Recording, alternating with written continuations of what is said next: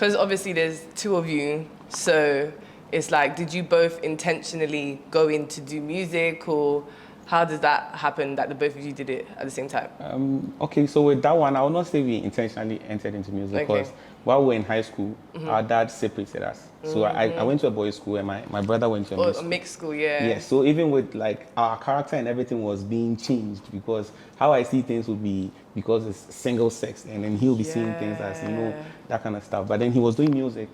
He was rapping, he was singing, I was also doing the same. And we happened to have this like inter-colleges sporting activity where every school goes to the stadium and then we have competitions and stuff. So we also like those who used to rap and sing and that we do like this kind of like a battle. So I used to go to schools and I battle, and I went to his school. So I was just going to rap to somebody. But you went to his school for competition? Yeah, no, like we go to the stadium, it's lots of schools. Oh, so he was, yeah, so he was the one representing his school. And I didn't know, Wow. Yeah, and when I got to his school and then like the time that his school was coming to battle my school, and then I was there, they brought him out, like, yo, Twist. And I was like, you be Twist. It was like, yeah, that kind of stuff. And then we started rapping, and the people were like, hey, well, you're dope, because it's like you're hearing the same voice, sort of, and then like seeing the same person, and they were like, well, you're dope, and we're like, okay, they're saying we are dope. So, and since it's everybody around and everybody liked it, they couldn't like find a winner and the person who lost, they were like, let's just call you guys Dope Nation. And that's how we got the name Dope Nation. Oh, wow. Yeah. So then you came in through EL. Yeah. How was that? Well, do you want me to start from how we met EL? Yeah, let's start from how you met EL first. Okay, so we originally spent our childhood days in Takrady, at Western region, that's a part in Ghana, and we decided to come to Accra because that's the capital and that's where everything is happening, like considering the whole music thing. So we came to Accra, and whilst we were in school, one day we decided to go to BBNZ Studios. That's where EL was. Yeah, because it was BBNZ, We had some beats for him, so we decided to climb up to the studios and then give him 10 beats. When we got there, we asked for EL, and EL was like, his people were like, he's not around. So was he there? He was there. I knew it! Well, yeah, it's one of those things, Why do people do that? I know, right? So we were like, okay, we have 10 beats for EL. So when he comes back, tell him like he should play the beats and listen. If he likes them, he should just hop on the beats and Yeah, and we didn't even ask for production credits. So on our way down from there, didn't ask for production no, we just wanted. Because this was very early on, right? Yeah, very early, like 5 years ago. But if you approach us now, we'll ask for production. Yesterday's price is not today's price. Nah, not at all. So fast forward, EL was like, yo, bring those boys up. He wants to talk to us. So he said he listened to the beats and they were dope, but we needed some professional, skills. Because it was just like, we did it from the house with earpieces and laptops and that. So he wanted to teach us more, to build on. And fast forward, we had our first record with Papi Kojo, Joey B, and EL, one song. And from there to here, we've been producing hits since. So when you went to the BBNZ studio, was it a situation where you just said, like, one morning, let's just go? Do you see what I'm trying to say? Like, was it like just taking a chance on? Yeah. Well, because it weren't planned. If you really want to know how like daring we were, at that time we were in a government where the lights were going out and and things were not. So we just woke up one time, the lights were out. And then we were like, yo, we did go BBNZ. So we put it in our mind, took some trotro from Okongolo, the stretch, and then we went to Circle. Then we took the stairs. It's like 8 stories, right? And then we went there, and then so it's like we were not taking no for an answer. Even if they were to tell us that L was not around, what we wanted to do was to still drop the beats, and luckily for us, he came for the beats just to check them out, And I mean, today we are here. Because that's what I kind of wanted to see. Because a lot of people, it's very calculated, and some people are to take that risk is very, very scary. To just say, you know what, one day, Charlie, I'm tired. Let's just do this, and I'm not taking no for an answer. And like a lot of people in like this day and age, like that want to do music now, these like new school like kids that want to do music, they think it's all just like social media. I just go make a song and I go put it on like social media and it's gonna go viral. But it's that old school hustle. Like that's what you guys are talking about. That's the old school. You know the era of like going to do a mixtape and like set that hip hop day, selling it at the boot of your car. Like the old school hustle. Like a lot of people don't want to do that anymore. And it's really that's true. That's why it's good to hear like musicians' stories, because then it's like people talk about the hustle. So tell us about, apart from that particular moment, tell us about some of the struggles and the hustle of the game. And be honest. Well, don't give us the. See, the thing is, this show, I don't want to hear all the glitz and glamour, because we know like the industry is hard. Well, you wouldn't get the glitz and glamour from Dope Nation. That's you would always get the hard side, because we are not those artists that are portrayed as this is it.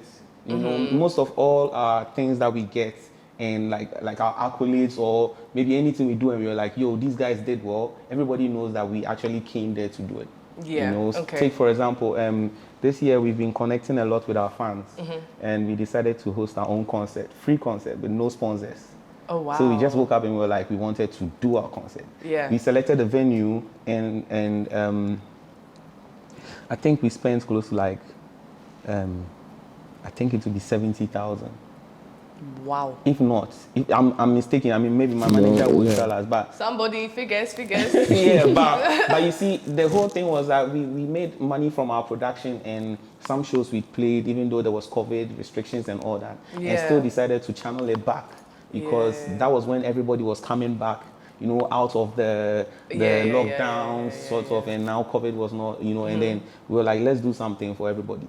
So we did it at the mall. We were the ones who took care of our own rehearsal, make sure we saw every bandsman. And you know, our music is sort of a little bit different from everyone's high life. And so we had to teach them production-wise what we really wanted to sound like in a live studio. That is money. Exactly, and thank you.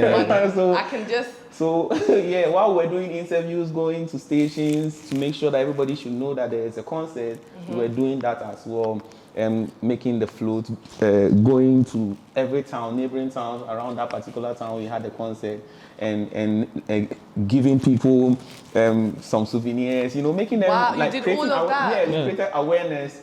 For the end. Oh, then you guys are making money, because you guys are making money, because that is a lot. Yeah, and we fill up the whole place. You know, the place was choked from the runabout. No sponsors. No sponsors. And then you guys are making self-funded. Then there's money. There's money.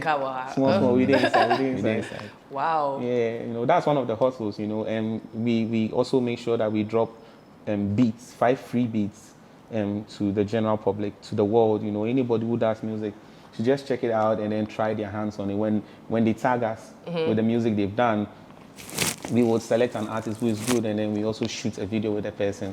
And then, are you still doing that now? Yeah, we discovered an artist, Ali Desia. She's visually impaired, right? Yes. Right now we can say that she's a bona fide gospel artist. Like, she is that type of artist. You know, it went from that person who used to solicit for alms to now she has a voice. You get it? And this is the only way our music is impacting into the lives of people. So yeah. But how has it been for Ghana? Because obviously doing music in Ghana is different from doing music internationally, because obviously here the systems I personally feel like the systems don't support musicians at all. So it come like every man for themselves here. So how have you guys been able to jump those like hurdles? We have our own ways of creating an industry for ourselves. Okay. You know, we have, since we've realized that this is a fan base we have, we see everything we have to give them and make sure that if we give them, let's say, a concert last year, this year we are going to give them even a way bigger concert. You know, and we up the game. We try to speed up our process every time. We are always looking for what's next, what's the biggest thing to do. You know, we're from Takoradi. We actually had our lives in Takoradi. And we left everything to Accra. You know, and that's how it has been. You know, we also went to the UK on a tour we just went there for the tour. You know, we didn't have a plan. We didn't have any. Oh, really? We just wanted to. Yeah. Yeah. And how was that? Oh, Well, it was dope. It was dope. We met quite a couple lot of people. We met you know. Steel Bangles. Yeah, we did Western. Yeah, we did.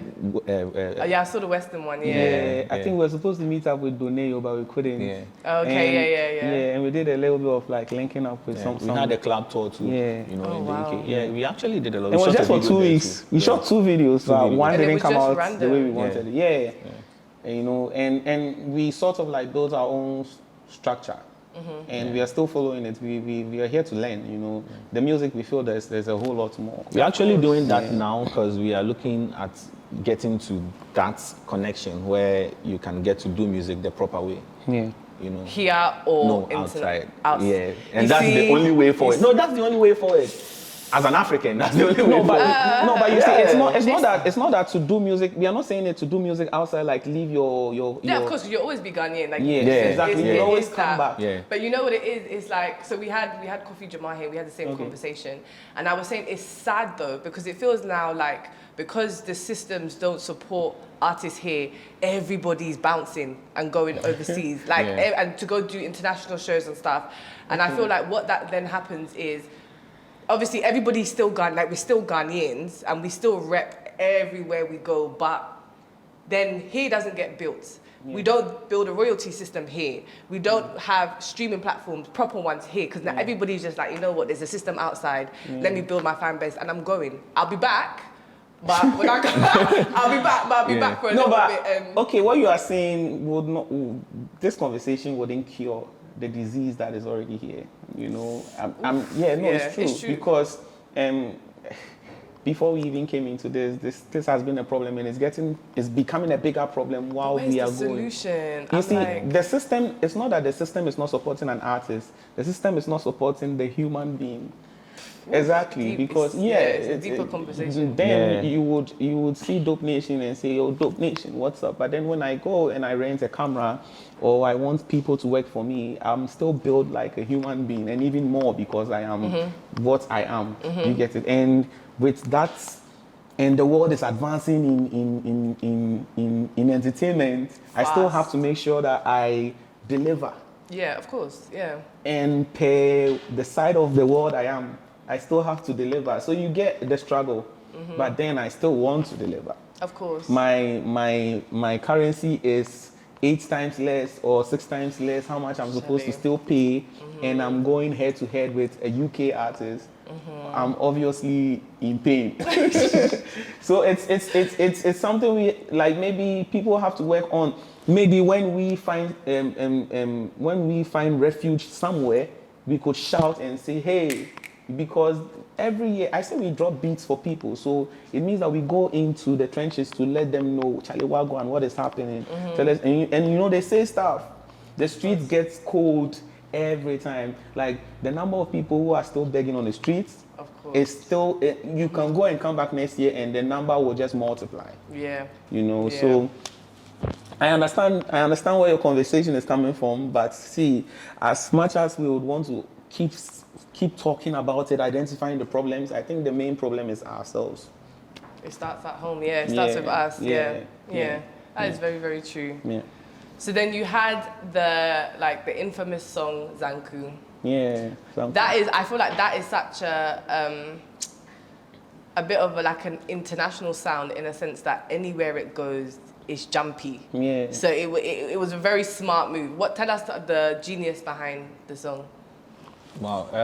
Honestly, that song wasn't even a song to jump to in the car when we are selecting songs. You know, and we like to call our music futuristic because of how we make it. You know, we don't look at a genre. We don't have that in our mind that there's this genre we have to consider, and then this is what the people want to listen to.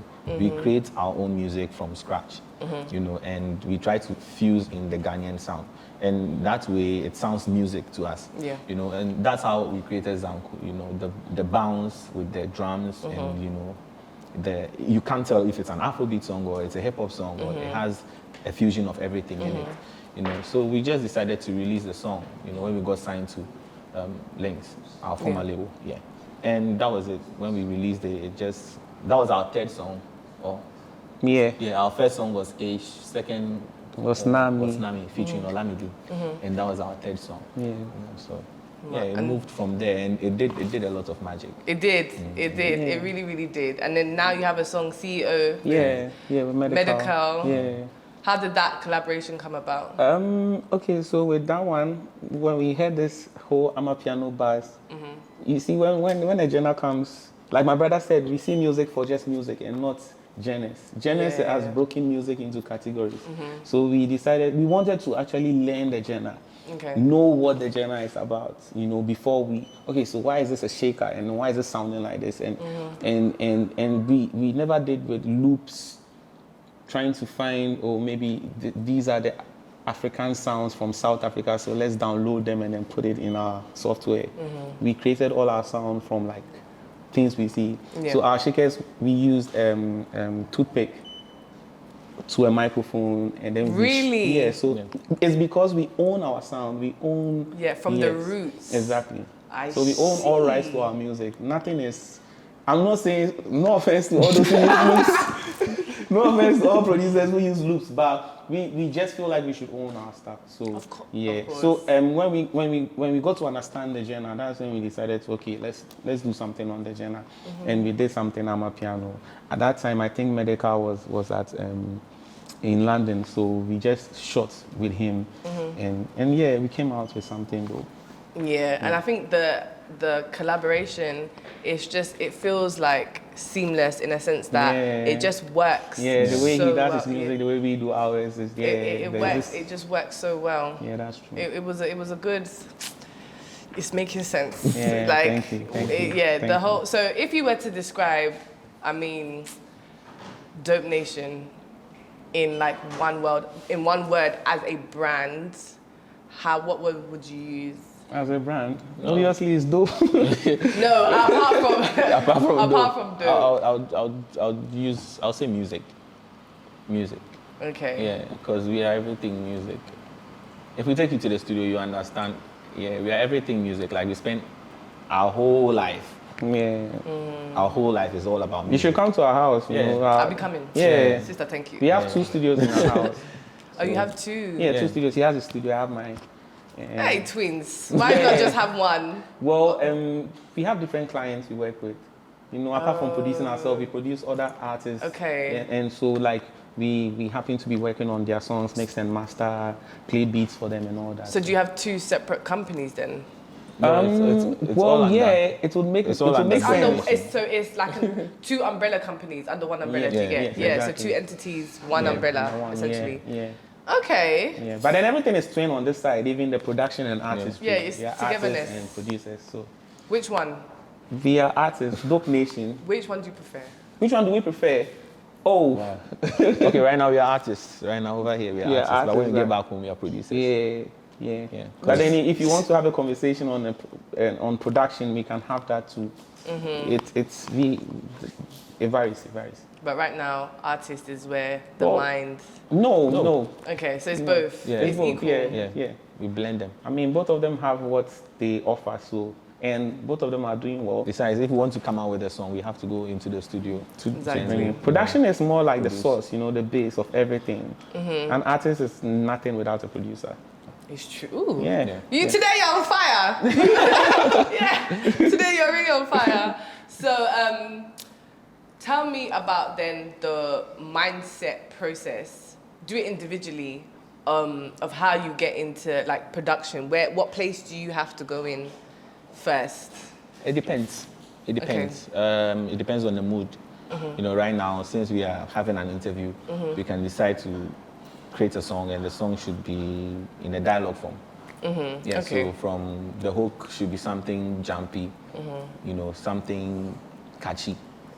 Then the verses of the song would be in the dialogue. Yeah. So from the beats, I'll just start getting the beats from wherever.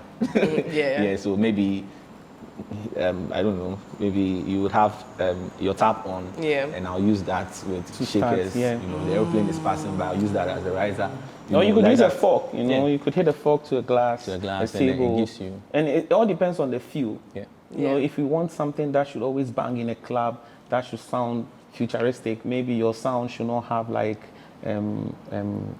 wood, you know, like things that sound natural. Yeah. It should have like this kind of like a digital kind of sound, you know, poppy, EDM kind of, but you are still maintaining the Afro thing. You know, you always have to get the mindset of how you want your sound to be before you bring the song out. And what the fans want to get is that the output of everything will sound like, hey, it's just a jam, it's music. It's crazy, but there's a lot of thoughts into it. There's an underground. Yeah, we always like to listen to our artists, especially if you have a song. We always want to listen to you. When we finish listening to you, then how we want you to be portrayed to the world. Okay. That is how we think of before we even play the beat. So most of the times when the artist comes, we start just have a conversation. You know the type of person you are. Yeah. Know what you are interested in. Then we know, okay, when we play the beat this way, you would really jam to it. Yeah, that's what we do. Oh wow. So it means like you guys really pay attention to every single detail. A lot. But then how hard is it to do what you want to do and do what needs to be done, to give the fans what they want, still listen to management and label? Yeah, that's the problem. How hard is that? As a musician, you have to learn to blend them. You know, because it gets to a point in time where, especially from this side, you know, from Ghana, you would have to, if you want to be accepted by the people, you have to give them what they want to hear, you know. And there's one thing giving them what they want to hear, and there's another thing actually getting a hit song from what you want them to hear, you know. And we found a way to blend, you know, everything. You know, sometimes we give people what they want to hear, sometimes we give them, I won't mention the songs here, but like we've found a way to connect the two. Yeah. But it's interesting, you know, because I mean, I like to speak the truth, you know. Whatever we as Ghanaians like, sometimes it's not what is generally accepted in the world. Because you could jam to a song, like forever in Ghana, and when you take it to the international market, it doesn't cut. It doesn't make the cut. You get it? Yes. Yeah. So sometimes, take for example, Ebony. We produced a song for her. The title is Poison. Yep. Now, she wanted a dancehall feel, but that was like 4 years ago. And we are so interested into music that we always check on things that are happening in the world, what is happening, you know. And we realized that no, Afrobeat was like doing very well. But how can you merge a dancehall sound with an Afrobeat and still make it feel like she's still on a dancehall tune? Yeah. And if you play this song Poison right now, you will be like, wow, how did you guys do that? What did you do to it? But then we used the software that was like made in 1995. Oh, Adobe really? Audition. Okay. Yeah, Adobe Audition, that 1.5 is very old. Wow. And we didn't even use studio gadgets, you know. We had our own. My brother made a speaker out of cardboard. No way. Yeah, he's a science student and he did engineering. And okay, the reason why we are so interested in gadgets is that like we didn't have like all the equipment to do everything. So it's like, okay, we didn't know into detail. Yeah. What we had were what we looked for. So we went to buy headphones with these small microphones on them. Then we broke the mic off it. Then we used that as the microphone. Then took there's a kind of like a filter always on these old speakers. So we broke that off and then used that as a pop filter for the microphone. That was like years ago, you know, and that's what Ebony recorded on. Yeah. Oh wow. Yeah, you know, a lot of artists have been recording. And that time we were in school, we were in tertiary, so the studio was at our balcony. Our studio was at our balcony. How we made our studio. So. And it always came out as dope. So when we got some money from production, our first what we had for value for our production was biscuits. That was when we knew that okay, so it really pays. Because you could afford to have biscuits. No, not that we couldn't even afford. We actually paid to like pay for a beat. A beat. And we asked for, you get this, take give me. And then we realized that there was value for what we were doing. Okay, I get it. Wow. Exactly. Okay. Then we were like, okay, cool, we can move to the next one. So it was after Ebony's song, you know, like one guy came in and was like, oh, the money I have for is 1,002. Then we were like, okay, because we were even looking for less. But then it's because of the type of artists we had done the song with, things where, you know, it moved on to Shatta Wale. you know, Shatta Wale, we hadn't even seen Shatta Wale. We hadn't seen Shatta Wale for like 4 years. Oh, wow. Yeah, we were just sending beats via WhatsApp. That time, I think WhatsApp was popping, so we were in school. So we sent the beat, and then he drops the song, and then it blows, and then we're like, yo, and we're just screaming out, you know. But that time, we were only enjoying fame in the school, especially school. We're not going out, so we're not out there. Yeah. So when we're done with school, we had done like close to like 20 to 30 productions. And when we wanted to come out with our first song, it just seemed the right time, you know, And that's what happened. You guys, you've tried.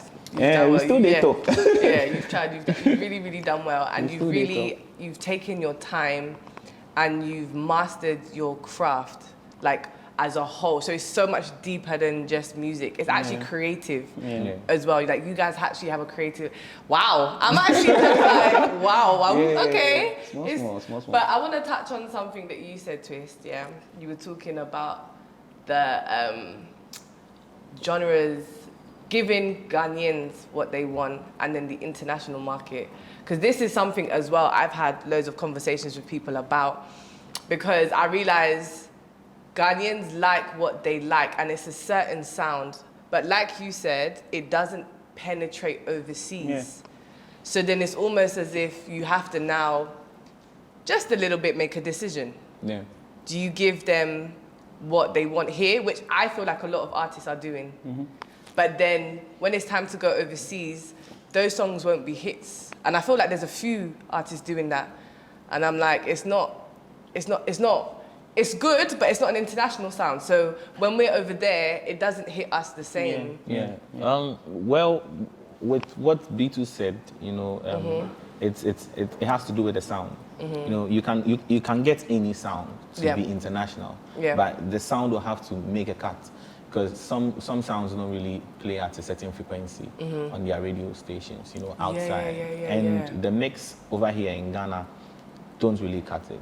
The mix here, they don't cut at all. Like we listen to them, we jam to the songs, they are good songs, we enjoy them, we go. But when you take those sounds, like the final versions of those sounds to the US market or the UK market on their radio, when they play it, it doesn't fit, because when they compare it to other sounds they play there, it doesn't. The quality is not. Yeah, the quality is not. So you have to go back and mix. You have to pay a producer, a mix producer, you know. Too. So we in a way, when we make our sounds, we make sure they are of high quality, and at the same time to the type of music, because you know we'll get white people jam into our music and be like, yo, I like the sound. What was it? Yeah. But they cannot really jam to it because they don't know the roots of the type of music they're doing. So we find a way to blend it a little bit. Sometimes we give the Ghanaians what they want, you know, and then when we go outside we give them what they want. But sometimes, you know, because you don't have the money to promote here and promote there and promote everywhere. Yeah. You just want it one time.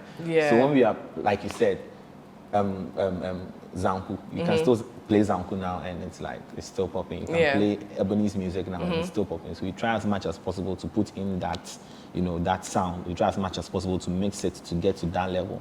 So wherever the song goes, you know, it can be promoted to overseas. I think the mindset too, it has to do with the mindset.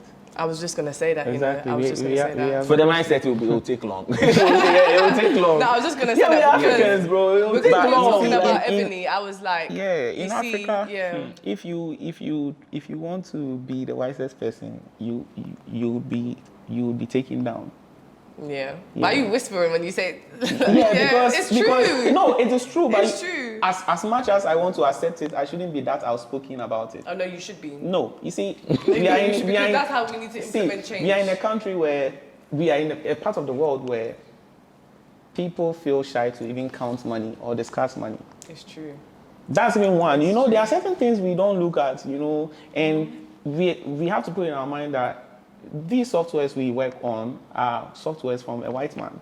So obviously, they have their rules as to how they buy their music, and we are supposed to be able to learn, but then we don't want to learn. We don't want to learn. We feel what we know is what it is. But it's not what it is. It is not what it's not, and it is what it is. At all. It is a mindset thing. It definitely is, because I've noticed it. Like obviously working in the industry in the UK, and then I've had to kind of like adjust my mind to the industry, working in the industry in Ghana. And I'm like, a lot of the artists, I'm like, no, you're cold, you're sick. But when you come to London, you know what I mean? And the thing is, you don't, and it's hard to say it. Because you can't say to someone like, internationally, if you go and book O2 now, seats is going to be you have to take your time, and how to approach the person is different. You know, when we didn't want to go to London on anybody's account. Yeah. It's just because of the fact that we didn't want to go through like maybe the cultural norms of like, hey, Kochiawe. No, we wanted to go based on, we want to go and explore. We are artists. We want to see what music has to offer. So when we went there, the first thing, like I told my brother, was, yo, Moku walk to the mall and see something. Yeah. The fact that everybody was so, good morning, you know, like, we realized that, okay, things be different for here. Yeah. London will finish you. No, it would. And then we realized, you see, when we just got to know the type of people we're dealing with, then we knew that, okay, the music and then the market would also be different. Because that is your target market. You know? And it changed the whole of things for us, you know, our mindset. When we came back, things, it's just like you can see a bare space and see all the problems in it. And now you're like, okay, so this is what I have to do, but you see, you can't be outspoken about almost everything that you know. You have to keep it in your mind until it becomes, until the results show. Then everybody will be like, wow, okay, so you can really do this? And then now everybody will. But then when you go to just say it, you become the, you know, and later on you have to, you by the time everyone will come to realize, then they'll be like, oh, this guy said it too. That's how I feel. That's how I feel about with like Sarkodie. Okay. When he goes on these radio stations and he's like trying to explain like how, you know, like the support the industry and kind of the things that need to change. And I find like sometimes the platforms are not hearing what he's saying, and he's becoming like the ranta, like you're just coming to complain. But he's trying to implement change, and I think what it is that he's trying to change mindset that cannot be changed, because he's been talking about this industry since. The thing is everyone when you start, you know, the industry we have here, you know, they put you through a different drill, and that makes you the artist you are. But then when you get to leave the space and you go into the international market, you understand that you do things a different conversation. And when you come back and you want to educate your people, they have that mindset for you that, hey, okay, you've gone and you think you know what, but we made it. You know? So I think it will take time. It can only change when you prove it. And not when you say it. You know, when you today you do hey. No, but we normally talk like this. It's just that we don't get to talk to lots of people. Because we are always like at our corner in our homes, you know. So it's good. I like this. It's good because it's what needs to be heard, and that's what this platform is. We need to share the knowledge and not keep it to ourselves, and just keep the success. So sometimes I feel like the success is in everybody's corner, and they're just keeping it to themselves. And it's like, share. So that me too, I can be rich. Give me the formula so me too, I can enjoy we don't discuss everything. You know, we don't discuss everything, but with time, you know, the mindsets of people are changing. Most people enter into music and then like now this person blows up and it's like his blow is so different. Everyone wants to be like that person. The new generation. You know, and then when it happens like that, we get to realize, okay, so there are platforms I can sell my music here, that. Okay, so I don't really need these people. I don't really need that people, you know, and it's changing with time. With time. It's a gradual process, you know. Oh, wow. Okay, so Dope Nation, you have CEO out with medical. What's next? What's coming? What can we look forward to? Give us some enjoyments. Well, we are looking at connecting with people. Growing up, we always see music to be a real-time thing. You know, we just feel like when we do music, it should live through people. We should connect with the people. When a small boy sees Dope Nation, when a kid is like, Dope Nation, you know, I get fulfilled. No, I really get fulfilled, because then it's like, okay, my music is living through this person. You know, I think that's what is next for us. We are looking at traveling across the world, going to far places, just doing music because we want to do music. You know, music moves with travel and thought. You know, and we want to take Ghanaian music to other parts of the world. We can actually do crazy things. You know, it's just that people have to hear us. You know, we have to be in that market space where people get to hear us. So that's what we are looking at doing. Okay. So then more shows. More shows. Well, the shows too. The shows too. Yeah, and on the shows too, you know, if you really want the world to hear you, you shouldn't be on every show everyone is going on. If you want different people to hear you, you would obviously want to be on a different spot. Yeah. You know, your fans, your music will please some type of fans. Yeah. But to make sure that your music is heard, some type of people should hear the music. And those people, they are not at certain places. Big facts. Yeah. Oh, but it's true. General, no, but today, it's true. Presidential. Hey. It's true. They are not at those places, you know. It's true. Yeah. It's really, really true. So, can we expect like concerts, new music, features? Who's coming? Give me all the tea. Yeah. We have a lot of features, but like let's just any that one is part of the surprises. Any like surprising ones or like big ones? Just like big ones. There are big ones too. Anybody surprising? Yeah, surprising too. I mean, you would have a talent that it's like us. Okay. That's not in this country.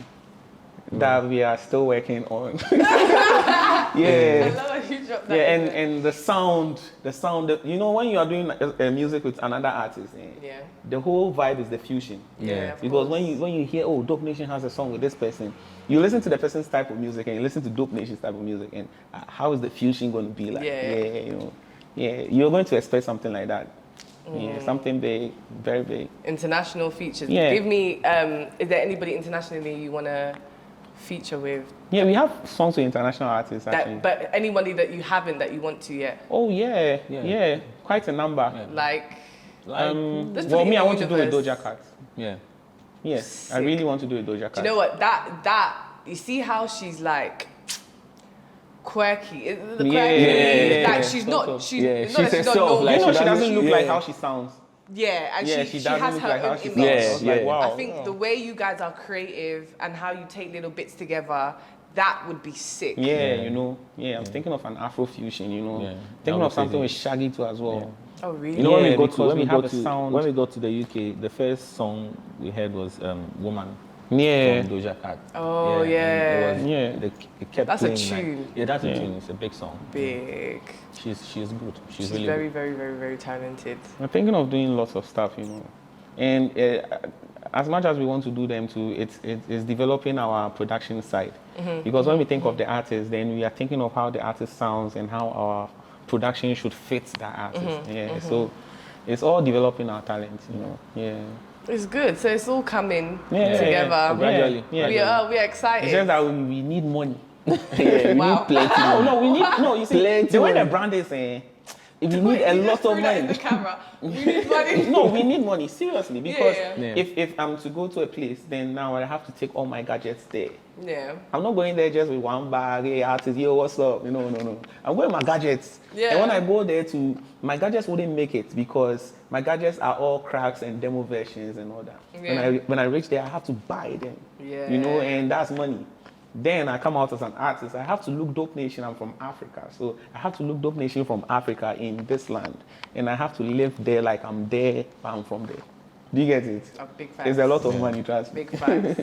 And just a quick one to add to that, because people here will then think, Dope Nation, all my guys are ballers. Yeah. And really go now on camera like, we need money. So it's like, we really need money. We need money. We need money. But you guys are doing well. Thank you. And so the money will come. Amen. In Jesus' name. You've done well. You're very creative. Thank you. And I thank you for coming. This has been fun. I like this interview. It's different. It's very different. That's what we're bringing. Something different. It's time that the artists are being seen differently. I'm tired of all the cock sound. It's annoying me. It's time to switch it up. We need to promote. That's how we go international. So thank you so much for coming on the show. And we'll definitely do this again. I appreciate you. My name is Christina Carmel, and we've had Dope Nation on VIP Unlocked. Make sure you lock in for another episode. Say bye, guys. Peace. Yes.